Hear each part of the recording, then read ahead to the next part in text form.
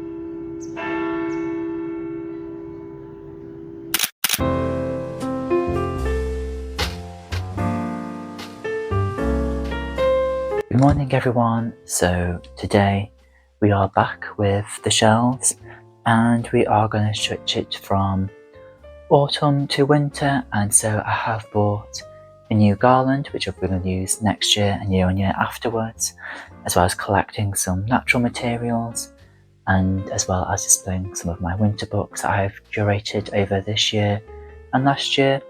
And so I thought I'd do a similar video compared to my autumn one, which you can see here if you want to rewatch that video or watch it if you haven't watched it before. And so we are going to do a bit of like a winter fact sort of video, as well as getting ready for winter.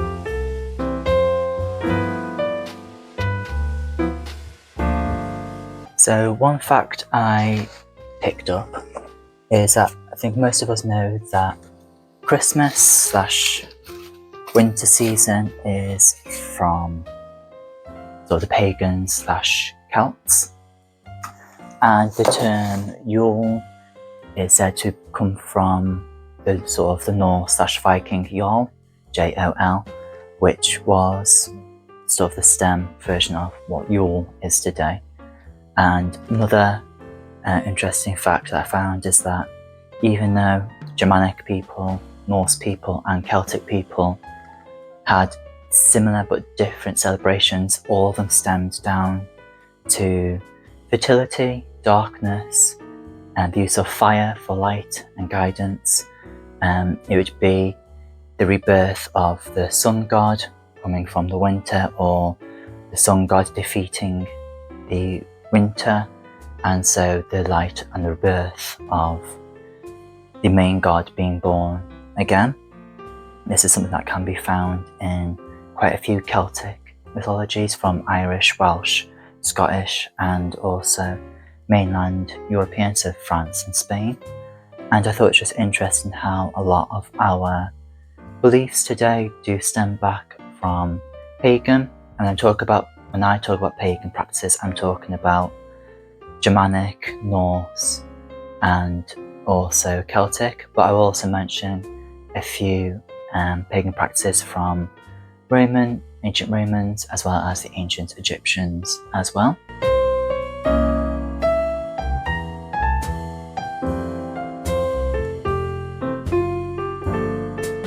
So this is what I'm dealing with right now. So when it comes to food, here I'm using a tin to refill up some of the sweets and chocolates that I've collected or been given. And one thing to do with Germanic, Norse and Celtic cultures is that a lot of them would offer food to their deities to worship, and it's more for gratitude. So they would use things like grains, fruits and animal sacrifices. For Romans, it would be the Saturnalia, which is a festival during the winter solstice, and they would have lavish feasts that were held, which would feature roasted pig, wild boar and other meats. Additionally, special cakes would be made, the satura, which is shared amongst the attendees of any sort of winter festival. So here I'm collecting all the chocolates and sweets that I've been gifted, and that I want to be able to share any of these towards any family or friends that might come and visit during the winter solstice.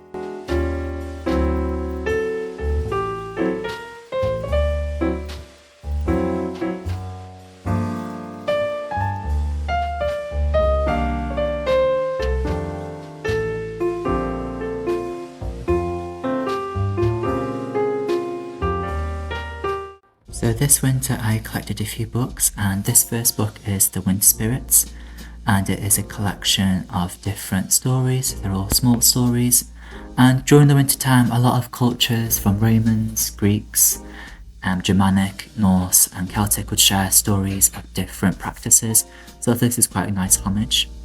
This next book is The Mystery of Mr. Hall, and it's a book where a lot of people gather into this mysterious hall as there is a lot of deaths.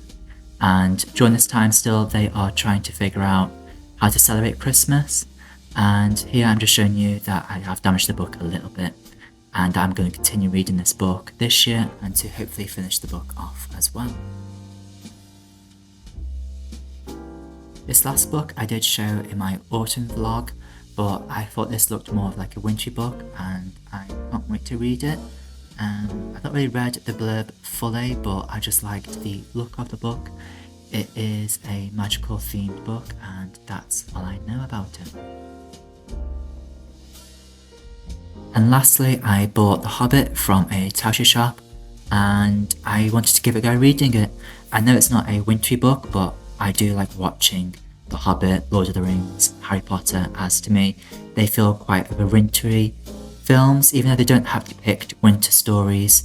To me they are always on every year on the TV, and so I thought it'd be nice just to read one of the books. I've read the Harry Potter collection a lot of times, so maybe it's time to read Lord of the Rings and The Hobbit.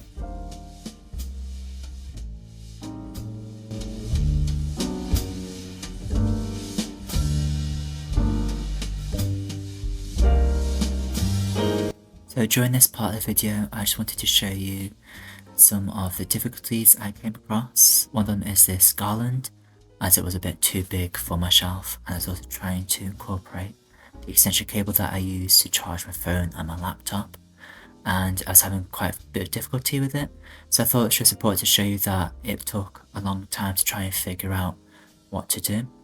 And the thing that I found out with this garland that I bought was that I could take the faux garland leaves out of it, the evergreen leaves, and change them around. And this helped me then create a much fluffier looking garland and a more of an evergreen one. And then I started to add some of the pine cones that I collected just to give it more of that natural element towards the looking of the shelf.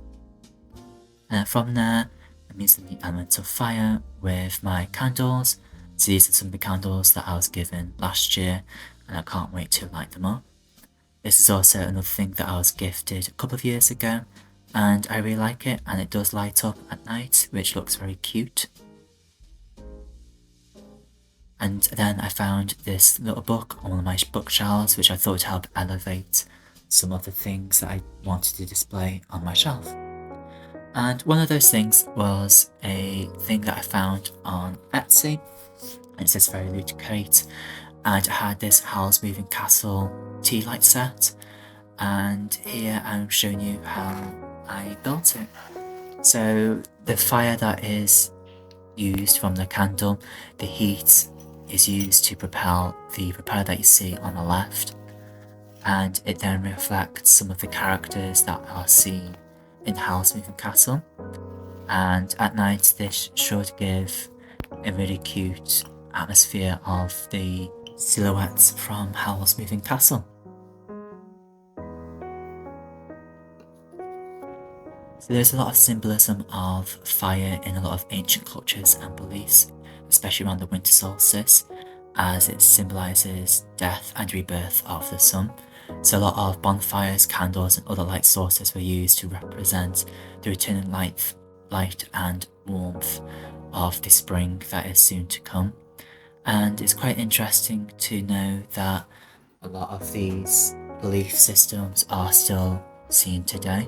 So for example, the Yule log, which was said to burn for 12 nights and 12 days, as those were the days of the winter solstice and the longest days of darkness during that time.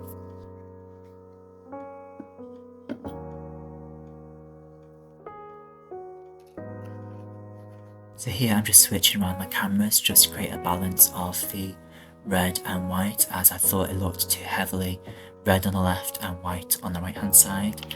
But then I realised that I had some Christmas themed cards in this storage box, so I'm using one of these cards that I received from a box subscription service, and I thought it'd be great to replace the autumn themed picture that I had in my picture frame with one of these cards instead.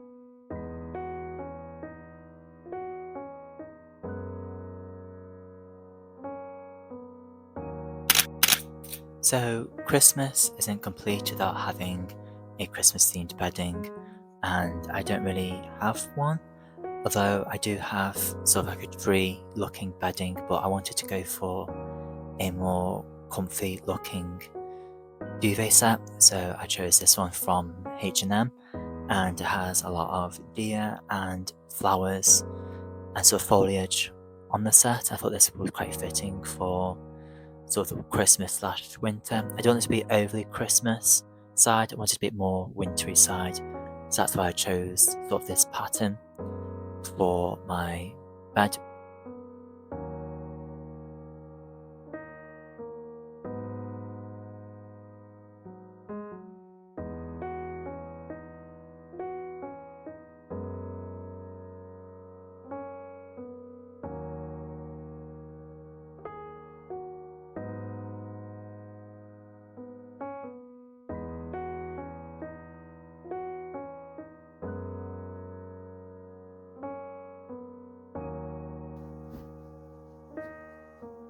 So here I decided to use the green cushions I already had, as I thought I'd just be able to reuse them. I also bought a new cover just to try and tie in more of the green sort of natural elements. And again, I'm using a cream covered blanket as well as the green one, again to try and tie in the whole bedding together. And if you're new here and you fancy sticking around, please click the subscribe button and also the like button, and I shall see you in the next video. Bye for now.